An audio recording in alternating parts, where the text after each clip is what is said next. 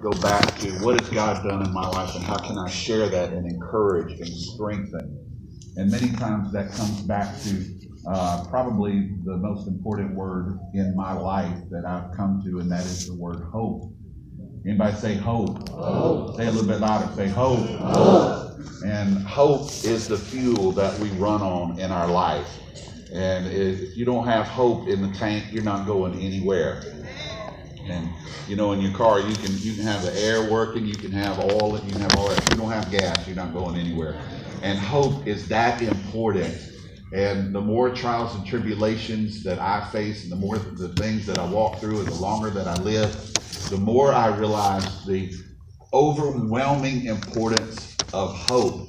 And so I want to share with you a little bit this morning about that, because through the midst of the last couple of months this year, God has just continued to put a fresh hope in my heart and speak to me about hope. And even in seasons of hopelessness, teaching me how to refresh myself and re-energize myself and refuel myself with the hope of God, because that's the only true hope is found in the Lord. So this morning, I want you to turn over to Revelation 22 with me, and in just a moment we'll read there. But you know, this year was a tough year for me. Anybody else have a tough year this year? It was just hard this year. And you know, 2016 was pretty tough too with the flood. It's been a couple of tough years, and even if this year was an awesome year for you, and I pray that it was, chances are somebody right around you, a spouse, a child, a friend, had a tough year.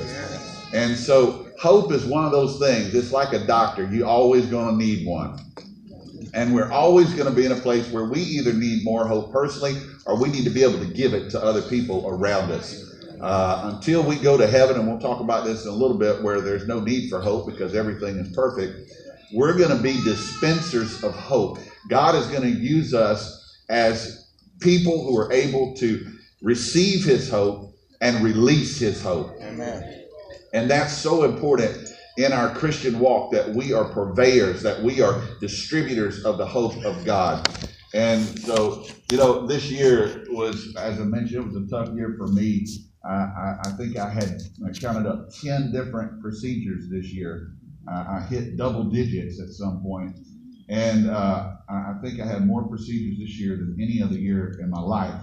And so, you know, when you're dealing with that kind of stuff, you have to find some humor in it. And right now, these little razor scooters, they're kind of the rage. Anybody know about that? Parents, grandparents, the little razor scooters, all the kids. But those scooters have a way of finding your ankle. Anybody know what I'm talking about? So at the end of November, I saw something on the internet that cracked me up, and it was kind of in the middle of when I was going through all my surgeries and stuff. And I want them to put that up on the screen. I want you to see what it said. It said, 2017 has been like a scooter to the ankle. Anybody bear witness with that a little bit? It's like somebody ran right into that ankle bone. And you just have to laugh. But, you know, we have to find humor in the midst of trying times. We have to say, you know what can I attach my hope to? And as I began to pray about